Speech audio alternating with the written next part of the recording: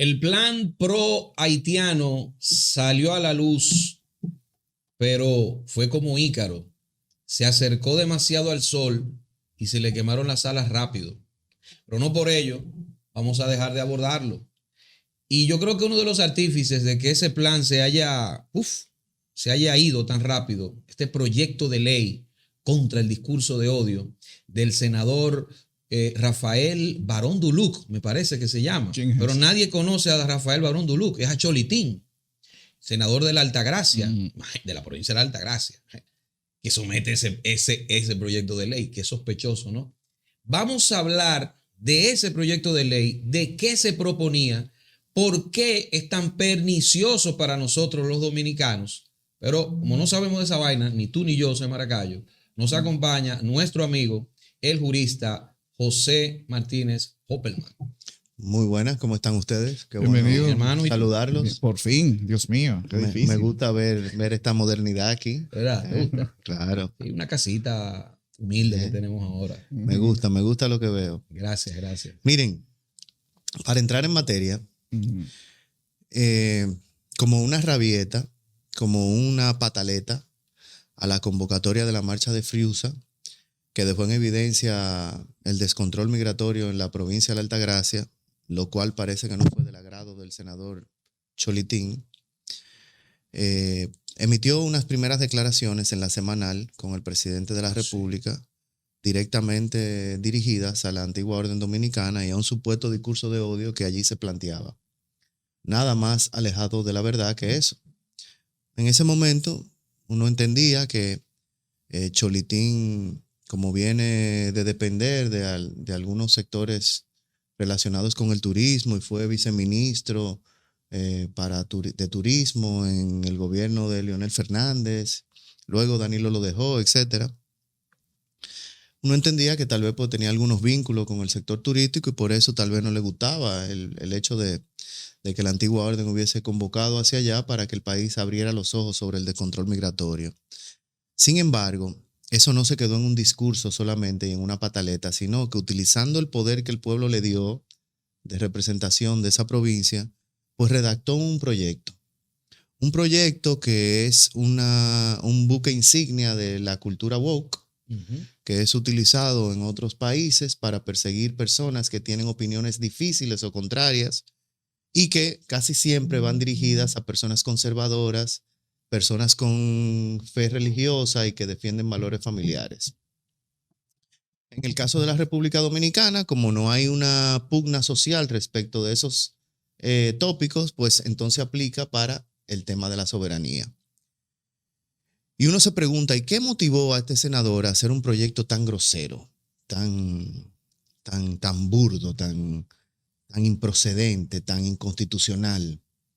Un senador que no puede alegar ignorancia jurídica, pues según su propia palabra, él fue electo uno de los jueces más jóvenes en la provincia de la Altagracia, apenas con 23 años. Juez de paz. Sí. Oh.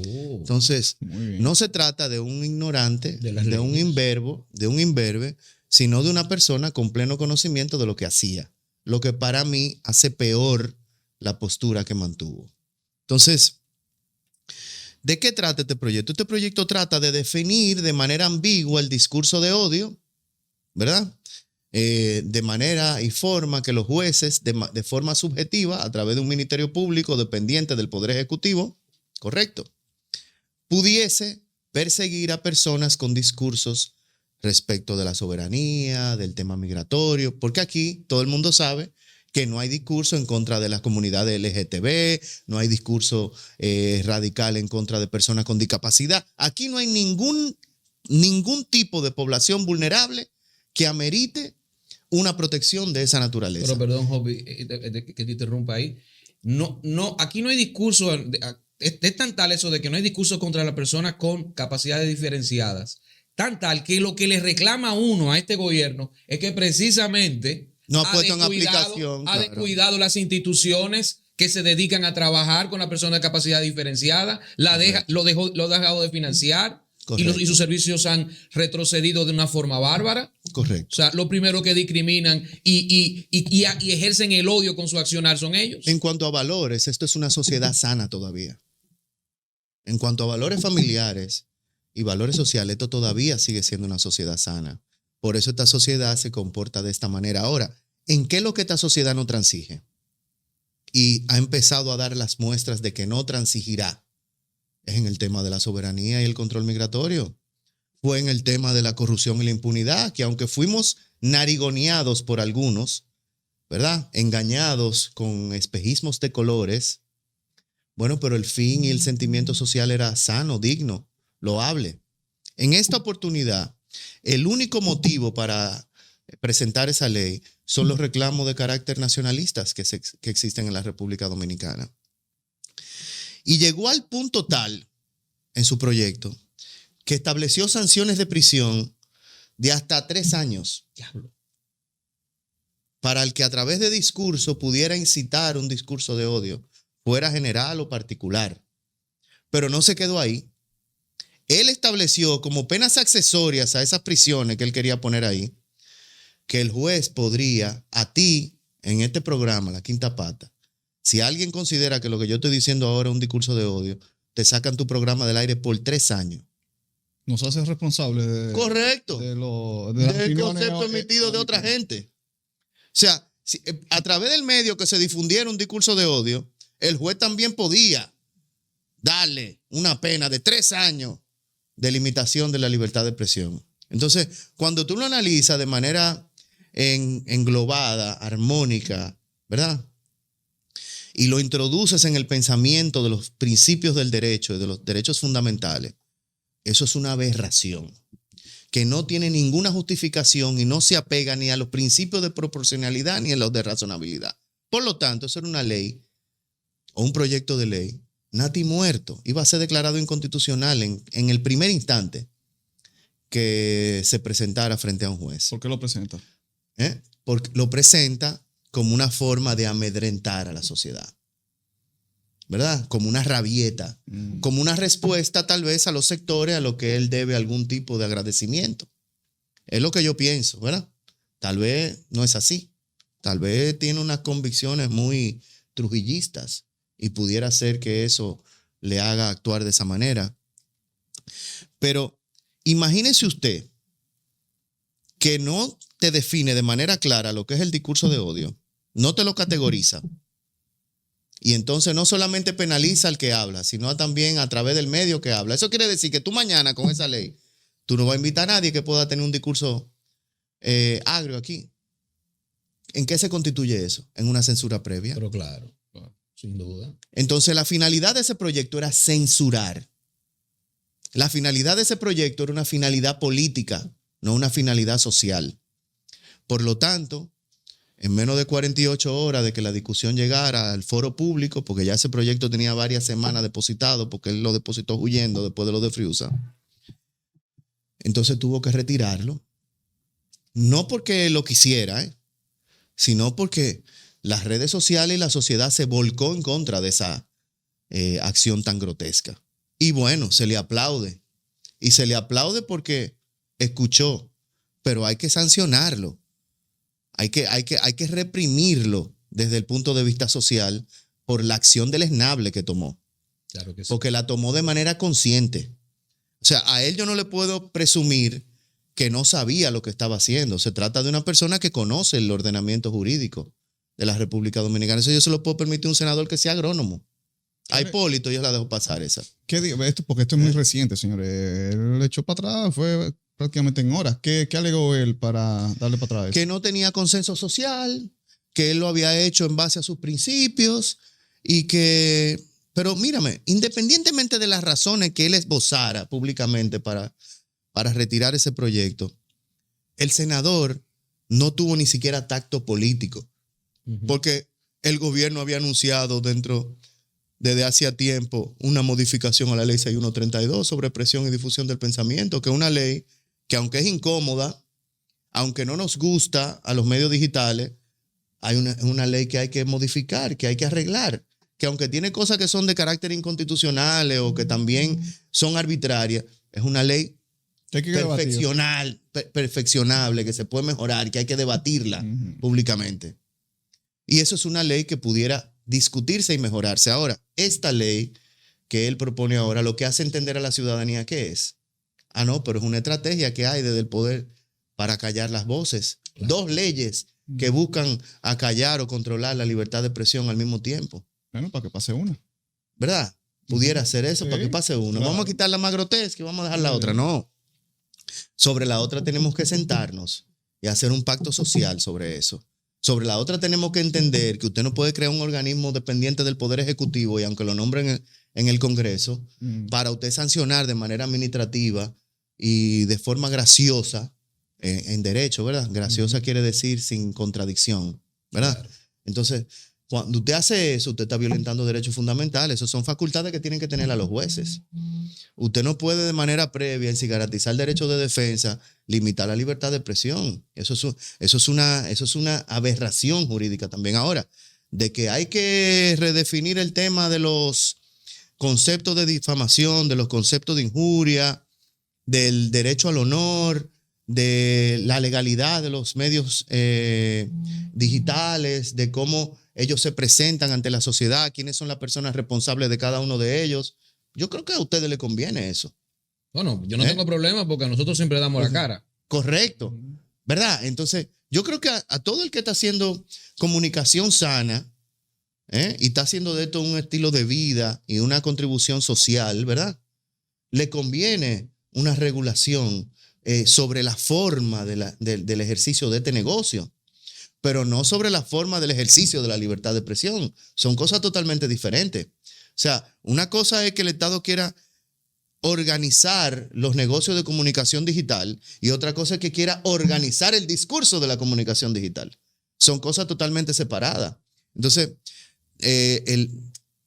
tenemos que sentarnos a hablar de esto. O sea, yo mismo... Y mira, y es difícil hablar, Hopi, inclusive, de ese, Hopi, pega de cariño. No te preocupes. Ey, no se delaten, no se delaten. Pero no, ustedes. que yo tengo como 15 años conociendo a Hopi, dime tú. Óyeme, el problema es tan difícil hablar de ese tema de negociar, sobre todo con el gobierno, porque yo vi hoy en Revista 110 a una diputada, yo no recuerdo el nombre de ella, no sé cómo se llama, pero estuvo diciendo que no, eso no atenta contra la libertad de expresión. Es que si alguien insulta a una persona, es que ese comentario va a ser editado. O sea, mira, cuando un legislador que va a conocer esa ley habla de esa manera, que es que nosotros no vamos, es que si insulta a alguien, hay que ver qué usted considera por insulto. Porque hay legisladores, por ejemplo, que han sido traficantes de sustancias ilícitas, y no lo digo yo. Que han sido sometidos. Y por han eso. sido sometidos. Tal vez no que son traficantes, Está bien, pero que han sido sometidos. Que han sido sometidos. ¿Verdad? Te estoy ayudando. Sí, está bien, me está ayudando. Pero yo digo cuál, no he dicho cuál.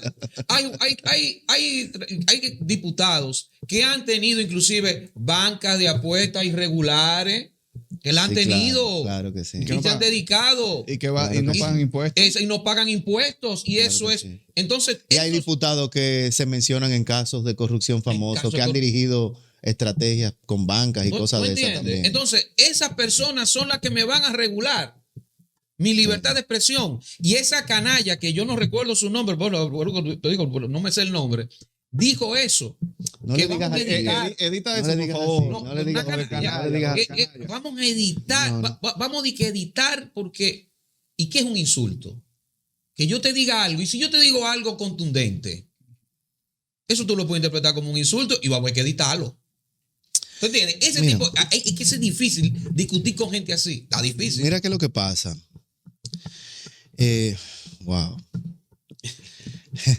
Es difícil. Difícil. Porque cuando el ordenamiento del Estado se mezcla con los intereses políticos, es difícil entrar en razón a la gente.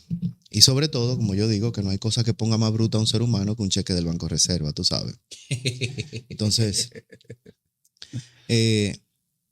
esa ley tiene aspectos positivos, tú sabes. ¿Cómo cuáles? Para que la gente conozca ese. Bueno, las definiciones, las actualizaciones de la ley, el registro de los medios digitales, el establecimiento de personas responsables, ¿verdad? La declaratoria de los algoritmos de los proveedores de redes sociales, para evitar que cierto tipo de contenido sea reprimido o controlado en algún punto del espectro eléctrico, para llamarlo de alguna manera. Eso son cosas positivas. Recuerden que en las elecciones pasadas en Estados Unidos habían prestadoras de servicios de redes sociales que reprimían cierto tipo de contenido por el algoritmo. O sea, el contenido se subía, el contenido se publicaba, pero el algoritmo lo mostraba menos que otro tipo de contenidos. Y sobre la base de eso, sobre la base de esa argumentación, eso pudiera ser positivo. Porque tal vez en un momento el contenido de este tipo de programas, de que si son usualmente o continuamente de crítica, pudieran ser menos favorecidos por el algoritmo que los que son lisonjeros, ¿verdad? Entonces, eso me parece positivo.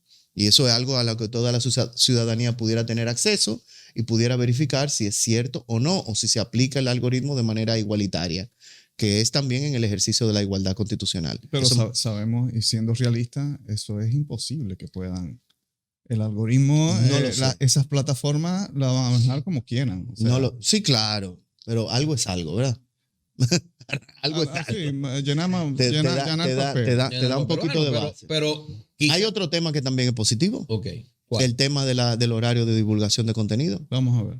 A ver. ¿verdad? Ujú. Eso es positivo. No, descríbelo. Pero tú no me porque puedes tener un programa de radio hablando de muchísimas cosas sexuales, sustancia controlada, o muchísimas cosas cuando van en el horario de los niños para llevarlo al colegio, ¿verdad? O en el horario de las 3 de la tarde. Disculpa, es muy tarde ya. ¿Eh? Es muy tarde. Yo sé que es Estamos muy en el tarde. año 2025. Yo sé que es muy El tarde. vacilón de la mañana hace cuántos años. Yo sé que, Estamos muy tarde. para yo sé eso, que es muy forma. tarde, pero algo es algo. Por lo menos uno ve un interés de que las cosas comiencen a organizarse, porque de lo que yo me quejo es del desorden social, ¿correcto? Ujú. Y es un desorden social que se manifiesta en todos los sectores, desde los representantes de las cámaras legislativas con esas posturas pachoteras, hasta el tráfico con los motoristas en vía contraria, hasta los medios de comunicación que publican imágenes o datos de manera grotesca o casi pornográfica en horarios no adecuados, tú sabes. Y aunque sea tarde, para que los motoristas no se vayan en vía contraria, hay que hacerlo. No, O es sea, otra cosa. se empieza a dar un paso de organización y eso es positivo. Ahora, lo negativo, ya lo hemos dicho, la creación de un organismo que depende del Poder Ejecutivo, que va a ser nombrado por el Poder Político y que tendrá facultad administrativa para sancionar. Eso me lo encuentro muy grotesco. O sea, hay que buscarle otra fórmula a eso, tú sabes. Sí, mira, volviendo a lo de... Ahora, tú sabes que se quedó pendiente en ese proyecto. Ujú. Ok. Y ahí sí no le puedo pasar la mano al gobierno. Y para ser justo, no al presidente, porque no es abogado, a la consultoría jurídica del Poder Ejecutivo. Ahí se quedó ausente en ese proyecto mejorar el acceso a la justicia para las personas que han sido víctimas de difamación e injuria. Eso brilla por su ausencia. ¿Tú sabes por qué? ¿Por qué? Porque el interés del proyecto no es sancionar al que comete difamación e injuria, sino controlar la comunicación. Porque si tú lo que quieres es que el que ha sido afectado de una difamación, de una injuria, de una afectación a su honor, pueda tener un resarcimiento, mejórale los procesos. Exacto. Acorta el proceso. Garantízale un acceso más rápido a la justicia. Correcto. Establécele criterios claros para las sanciones de carácter civil que tú vas a establecer ahí. ¿Verdad? Para que la gente pueda acceder a la justicia de manera rápida, expedita y obtener una compensación por el daño que le han causado. Eso brilló por su ausencia. Eso se queda como está. Y como está, sabemos que no funciona. No funciona de manera rápida. No funciona de manera expedita. Entonces, eso deja ver que el interés del proyecto no era ayudar a las personas que han sido víctimas de difamación, injuria o de afectación al honor, Censurar. sino el control. Entonces, eso es algo que también que hay que poner ahí. Recógeme todos los delitos de difamación, los delitos de palabra que están regados en 2 o 3 leyes. Recógemelo, acórtame el procedimiento, sácame al Ministerio Público de ahí. Que tú vas y le deposites una querella por violación a la ley 53-07 sobre crimen y delitos de alta tecnología, por difamación, injuria o lo que fuera. Y tú tienes que santiguarte 50 veces para que el Ministerio Público acuse. Sácame eso de ahí. Créame una sala especializada de la sala civil, de de la Cámara Civil y Comercial del Distrito Nacional o de cualquiera, genérame una sala especializada para que me conozca rápidamente esos procesos, pónmele 2 audiencias, una audiencia de disclosure y una audiencia de fondo, y que el proceso tenga que ser fallado en 4 meses o en 3. ¿Me entendiste? Pero eso brilló por su ausencia, porque no hay un interés de que el que ha sido afectado pueda tener un acceso rápido a la justicia. Yo he sido víctima de difamación, en estos días inclusive, por unos amigos también que tienen un tema de un canal de esto de YouTube. Y yo lo estoy pensando 50 veces para poner una querella. Yo que soy abogado. ¿Por qué lo estoy pensando? Porque yo voy a tener que ir a rogarle a un ministerio público más cercano a esos grupos que a mí, porque le dan hasta información de expediente antes de que salgan. Entonces, para entonces yo tener que depender del ministerio público para que investigue y para que acuse. Entonces, cuando eso es uno que lo piensa, imagínate lo que piensan los particulares que no tienen el conocimiento jurídico, que no tienen las herramientas para bregar con ese tipo de trámites. Entonces, si lo que se quiere es adecentar el discurso en las redes sociales, cónchole, al que es víctima de esas difamaciones, allánale el camino para que reclame. No, tú estás allanando el camino para tú borrar contenido, para tú sacar plataformas, para tú evitar que suban contenido y sacarlo del algoritmo. Entonces, señores, tenemos que revisarnos.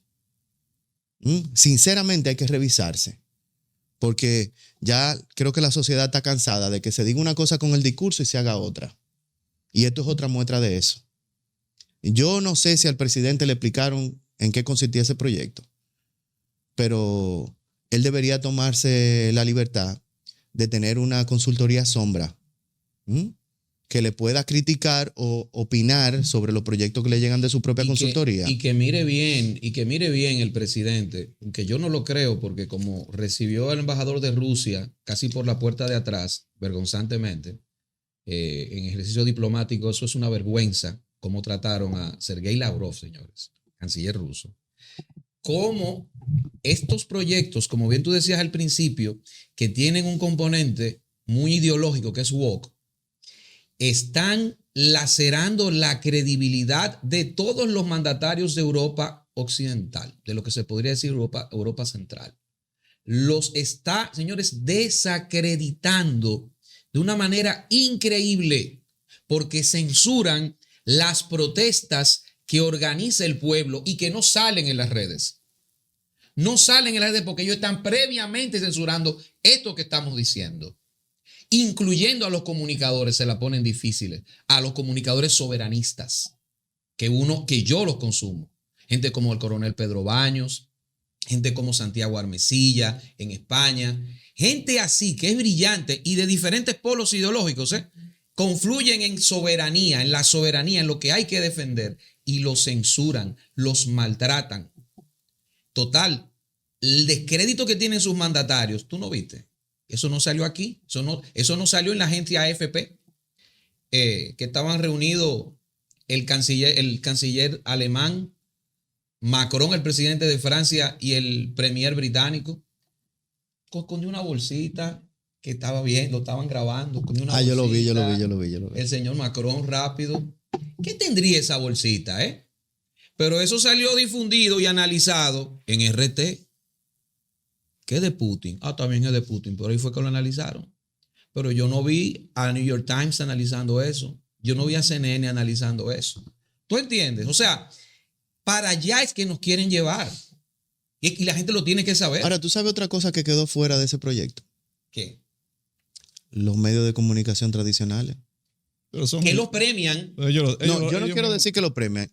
Yo lo que estoy diciendo es que quedaron fuera del ámbito de la ley. Bueno. O sea, no hay un acápite no están que regulados para nada. Para nada. Ellos estaban en la comisión, ellos mismos. Ellos estaban en la comisión, exactamente. Ellos estaban en la comisión. Tú, redactando esto del año 2022. Diario. Eddie Feble, Uchilora, Franjul, están ahí. Todos tienen programas en los 2022. Todos. Claro, quedan fuera, están benditos. Sí. Lo que estamos jodidos somos nosotros. Jope, vamos a hablar precisamente. Hablamos de Febles. Sí, y también quiero tocar el tema de Jet Set. Sí. Si tú no tienes problema. Yo no tengo conflicto de interés. Muy bien. Pero a propósito de Febles, Marino Zapete, María Cela Álvarez, también Altagracia Salazar han demandado a comunicadores como Alfredo de la Cruz. a Johnny Arrendel, a Pedro Pedro Casals. Manuel Casals, me falta uno. ¿Cuál es? Aquiles Jiménez. Sí. Los han demandado por difamación e injuria. ¿Qué te parece esas demandas? ¿Cuáles son tus consideraciones primero como profesional? ¿Cuál es el futuro que van a correr, que podrían correr esas demandas de acuerdo a tu experiencia y tus consideraciones como ciudadano? Porque ahí existen personas que te han entrado duro. Mira, yo no conozco el contenido de esas querellas. Ya. Tampoco conozco a profundidad el contenido de las afirmaciones que pueden considerarse difamatorias o injuriosas. Ujú. Lo que sí yo te puedo decir es que yo respeto el derecho que tienen esos comunicadores de acceder a la justicia si sienten que su honra fue lacerada, ¿verdad? Algo que no hizo Marino Zapete cuando laceró la honra de Maybe Rodríguez. Correcto. Él no respetó el derecho que ella tenía de ir a la justicia a que decidan si es verdad que usted me difamó o no. Él hizo una alaraca, llevó guaguas de gente al Palacio de Justicia con tambores y redoblantes. Incluso se hizo acompañar de la ex procuradora general de la República, Miriam Germán. Y algunos de esos otros comunicadores también, que están mencionados ahí. Hasta representantes de ONG internacionales fueron ahí a apoyarle, como una manera de evitar que la justicia decidiera en buena lid, bajo las reglas del debido proceso, si él había transgredido la ley o no. Eso nunca se sabrá, porque la persona que se sintió afectada en ese momento desistió de la acción frente a aquella hondanada de ataques. Yo espero que ahora él tenga la libertad de que su queja pueda ser decidida por un tribunal. Porque lo que yo quiero para mí, lo quiero para mis contrarios también. Ya. Entonces, ustedes verán aquí un trato diferenciado, se los advierto. Ustedes verán un Ministerio Público raudo, veloz, investigando esa queja. Algo que no pasa cuando se interpone una queja de un ciudadano común o cualquiera. Sobre todo porque los que están siendo imputados de haber transgredido el derecho de la libertad de expresión no son de mucho agrado de algunas de las personas que están dentro del Ministerio Público y también del mismo gobierno central, ¿verdad? Pero yo sí respeto el derecho que ellos tienen. Y también hay que respetar el derecho de presunción de inocencia de los comunicadores, ¿correcto? Que se presumen inocentes hasta que se demuestre lo contrario. Entonces, hablando de eso, se había vendido que esta nueva ley de medios digitales pues iba a despenalizar el delito de la palabra. Eso es mentira.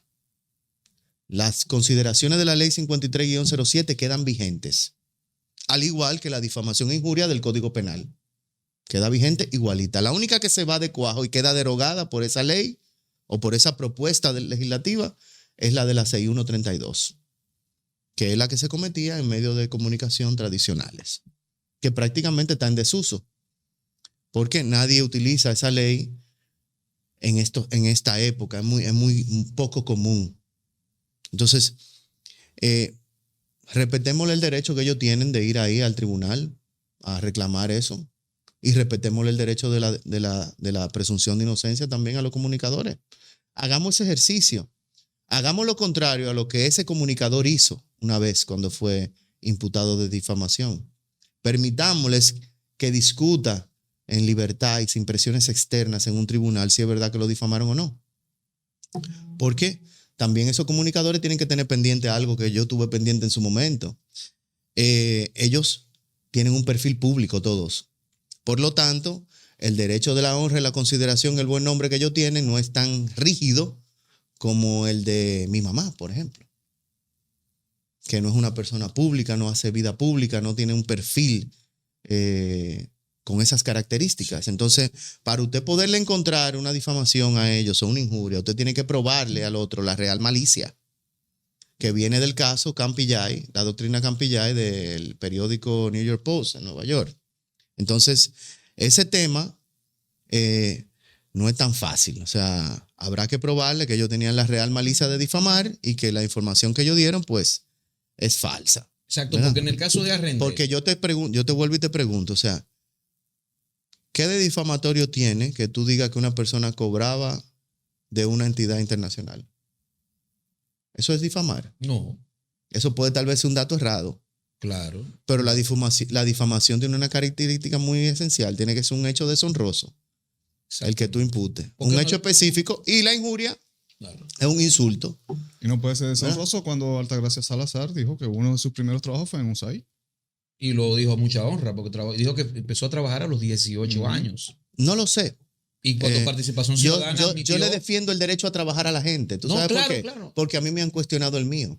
bueno, No, pero A mí han llegado al punto de cuestionarme No, pero- qué caso yo cojo o no. pero es compensando ¿Verdad? lo que tú Ese dices. mismo grupo. no, yo ¿De lo- qué, yo- de qué compensando lo que tú dices? ¿De qué están demandando? Si a render, eso fue lo que dijo. Esta gente cobran tanto en USAID. Exacto. El dato Y puede después ser dijo- equivocado. y después dijo- Reitero, el dato puede ser Exacto. equivocado. Después dijo que no tenía forma de pero probarlo. reitero, ¿cuál es el hecho deshonroso de eso? No, No, yo lo sé. El hecho deshonroso está ¿dónde ahí? ¿A ellos se le ha acusado de violar alguna ley? ¿De cometer algún acto ilícito? Al menos en lo que yo recuerde, no lo veo así. ¿Verdad? Si alguien transgredió y dijo insultos o les dijo que habían violado alguna ley o alguna cosa, ya eso es otra cosa. No, Pero porque, la claro. discusión genérica que yo recuerdo es que se le imputaba haber recibido dinero de una entidad internacional. La condena que ellos recibieron, Hopi, era moral. La pregunta que hay que hacerse es si eso significa, En la justicia, a ver si eso es si eso suficiente. encaja dentro del tipo penal Porque la de condena fue difamación. moral. Y tú aquí sabes. hemos dicho, no hay ningún problema en que usted reciba fondos de USAID, porque USAID recibe fondos del gobierno de Estados Unidos. A quien usted le tiene que preguntar si eso está bien o mal, el estadounidense. Porque esos fondos salen de los cuartos de los estadounidenses, los impuestos de los estadounidenses. Pero si ya vino aquí ese fondo, pues entonces, ¿qué? Ahora, mira, ese no es mi caso. Pero para ayudar a esos comunicadores, y claro, en contra de mi contrario Marino Zapete, que él me ha declarado así, porque yo nunca personalizo los litigios, al menos que lo personalicen conmigo, y él sí lo hizo, y por esa razón yo soy su contrario desde ahora hasta que me muera. Yo le voy a recomendar algo a esas defensas de esos periodistas. Que no te han consultado. Una consulta gratis. Ahí. Es un regalo. Okay. Hágase una resolución de peticiones. Pídale al juez una cooperación jurídica internacional y que le ordene al Departamento de Estado de Estados Unidos que haga un disclosure sobre la información referente a los pagos de USAID en la República Dominicana, para que usted vea el juidero.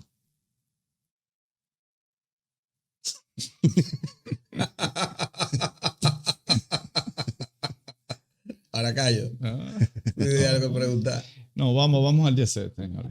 Aprovechando a Hopperman.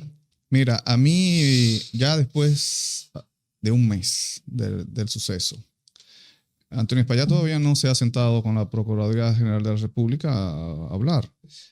Y cuando pasó el hecho, luego de unos 10 días, salió una nota de prensa donde el Ministerio Público pues limitaba algunas cuentas del señor Antonio Espaillat. Entonces yo te pregunto a ti, ¿cómo es que el Ministerio Público te puede inhabilitar unas cuentas sin siquiera hablar contigo? Sin siquiera sentarse y hablar contigo. Y luego, después ya de un mes, justamente un mes, el Ministerio Público pone ese letrero en las ruinas del Jet Set. Incautamos Jet Set. ¿Por qué un mes después eso? Y la primera pregunta. El Ministerio Público te incauta una cuenta, pero no ha hablado contigo. Cuéntame, eso como que no me cuadra. Mira, yo había evitado hablar de este tema de Jet Set por razones muy obvias. El dolor me embarga, tú sabes. Ahí todos perdimos seres queridos, allegados, amigos, relacionados, etc. Es una situación lamentable para todas las partes envueltas en ese proceso. Hay unas 232 familias afectadas de manera directa. Sin dudas, es un caso de un alto interés social, que habilita de manera oficiosa al Ministerio Público para investigar, ¿sabe? Entonces, me preocupa que a través de notas de prensa se informe a la ciudadanía general como una manera de acallar los reclamos sociales que se violenta la ley, ¿verdad? Es como que yo anuncie que voy a prohibir los medios digitales. Eso es, tú estás anunciando una violación a la libertad de expresión. En este caso, usted está anunciando una violación al debido proceso, porque el Ministerio Público en un caso de esa naturaleza no tiene facultades para, de manera administrativa, bloquear cuentas, No me al menos que de manera ilegal utilice una ley que no aplica. ¿Qué? Ujú. ¿Te explico eso? Un poquito. Sí, sí. Claro, sí, sí, claro. Sí. Este caso se trata de un artículo 319, un homicidio involuntario por una imprudencia o una negligencia en el ámbito del derecho penal. Ujú. En el ámbito del derecho civil, se trata del descuido de una cosa inanimada que ha causado un daño que tiene que ser reparado. ¿Correcto? Solamente utilizando una medida de coerción de carácter real, autorizada por un juez, usted pudiera trabar oposiciones bancarias o incautar bienes. ¿Verdad? Sí.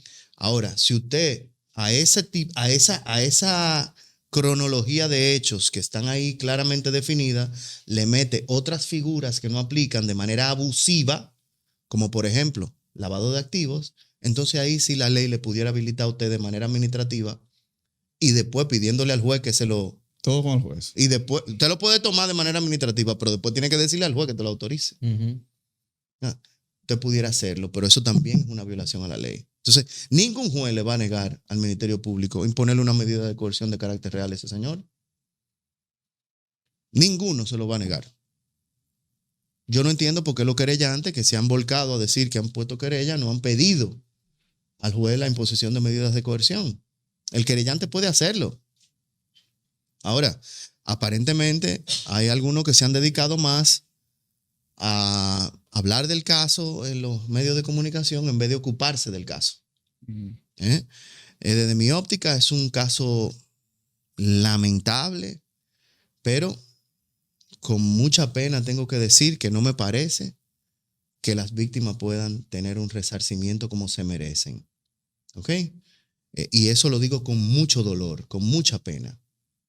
No creo que ahí haya un patrimonio que pueda solventar las condenas que seguro habrá, porque yo estoy seguro que habrá condenas en reparación de daños y perjuicios, pero de ahí a usted una condena de daño y perjuicio, poderla convertir en un resarcimiento real, llevarla a dinero, el camino es muy largo.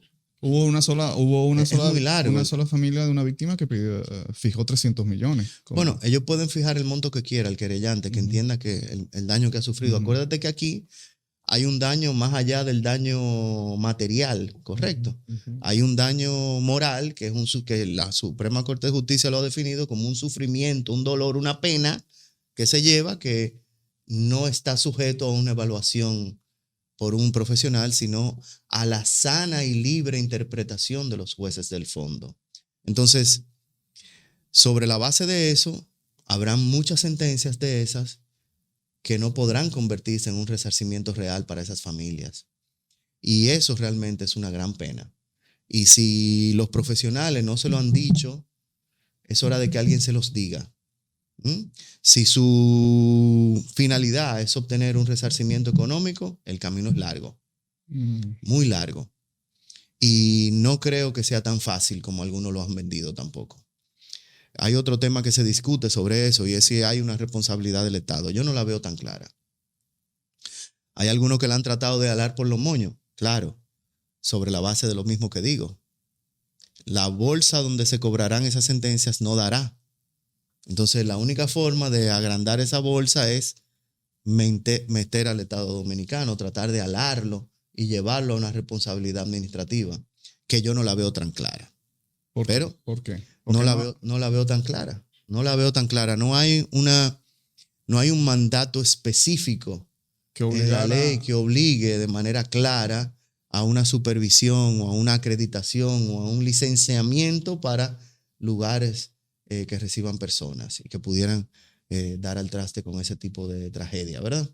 Entonces... No puede haber un precedente en eso, en que no hay una ley y como quiera un juez puede no es que establecer responsabilidades. No. En el sistema jurídico todo tiene que estar basado en el principio de legalidad Habría que constitucional. legislar para eso primero, ¿verdad? Sí, pero ya el hecho pasó. Pero ya el hecho pasó. retroactivo. No o sea, aplica. no se puede... No, Bueno. así es.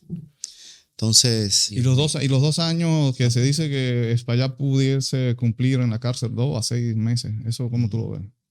bueno, eso es lo que establece la ley, tú sabes. Hay una teoría que se ha discutido en algunos corrillos jurídicos sobre este tema. Y yo no, con esto quiero hacer un disclaimer, ¿verdad? Eso no quiere decir que yo estoy de acuerdo con esa teoría, ni que la rechazo, ni que la apruebo, tampoco la he estudiado a profundidad. Algunos dicen que si se logra establecer que hubo una negligencia con conocimiento previo, ¿correcto? Pudiera llevarse de homicidio involuntario a homicidio voluntario. Hay algunos que establecen eso. Yo no estoy tan seguro de que eso pueda ser posible. Una de las primeras declaraciones que vimos fue un señor que dijo que al señor Espaillat le habían llevado una cotización y que le habían advertido de que el techo podría colapsar y que se le hicieron unas reparaciones que después Espaillat negó en la entrevista y que esas personas que le hicieron esas reparaciones lo pusieron a firmar como un descargo por si acaso eso. Mira, si eso se llegara a ser aprobado, o sea, si eso fuese verdad. Eso o otra cosa. Es lo que tú estás diciendo. Porque pudiera ser eso o cualquier otra cosa que confirme el conocimiento previo del riesgo, ¿verdad? Sí, claro. Porque una cosa es que usted descuide una cosa y que usted no sabía que el toldo que usted tiene colgado en su casa tiene los tornillos podridos, ¿verdad? Usted no sepa eso y que el toldo se caiga y rompa un carro ahí abajo. Entonces es un tema meramente accidental, correcto. Hay una negligencia porque usted no cuidó la cosa. Muy bien. Pero la negligencia con conocimiento es otra. Bien, fue Hopperman. El edificio viejo de la Suprema Corte de Justicia, ¿no? El Palacio de las Cortes, correcto. En el año 2020, eso lo dijo una jueza, en el año 2020, la recomendación de un equipo de especialistas que analizaron fue demolición. Y ahí está funcionando. Es decir, si eso Mira, colapsa, este edificio tiene unas características históricas ajá. que desde mi óptica tiene que tratar de ser preservado. Sí, pero Desde con mi gente óptica, trabajando ¿verdad? allá adentro. No, obviamente. Para poder adecuar ese edificio y salvarlo, hay que desalojarlo, correcto. Yo no creo que la demolición sea la solución para ese caso. O sea, ese lugar tiene unas características históricas importantes, ¿verdad? Ojalá que pueda ser salvado. Yo no soy un especialista en la materia, pero sí, había una recomendación de que el edificio no se encontraba en condiciones para ser habitado, ¿sabes? Ya. Bueno, pues, ¿no? Ahí está. Gracias, Hopperman. Gracias, Hopperman, por estar con nosotros. Gracias a ustedes. Yo por la espero invitación. que... ¿Cuántas veces hemos tenido a Hopperman en la quinta La patada? segunda vez que viene. Dios La quinta mío, pata. pero ¿y Tenerlo más, ¿cuántas tenerlo ocupaciones más. que tú tienes? No, yo quisiera venir más. Lo que pasa es que después se pierde el impacto de lo que uno dice. Ah, ya. Eso es así. Creo que cuando uno habla mucho, la gente le hace poco caso. Eso es verdad. Eh, Eso es Hay verdad. que decir eso allá en la Delgado con México. Lo sé, no lo saben. Ellos no lo saben eso. Yo creo que sí. Yo creo que Y lo están aprendiendo, será trompicones. Le están pagando por eso. La quinta pata, José Maracayo, Edwin Cruz con José Martínez Hopperman. Recuerda suscribirte, activar campanita, darle a me gusta para seguir creciendo, compartir. Recuerda que estamos en el canal 503 de Win TVO para el Gran Santo Domingo, Siembra TV, de 1 a 2 de la tarde, de 9 a 10 de la noche, la retransmisión en el este del país a través de la señal de Telecable Nacional Anyway y en el Cibao Central en las principales empresas de cable de la zona.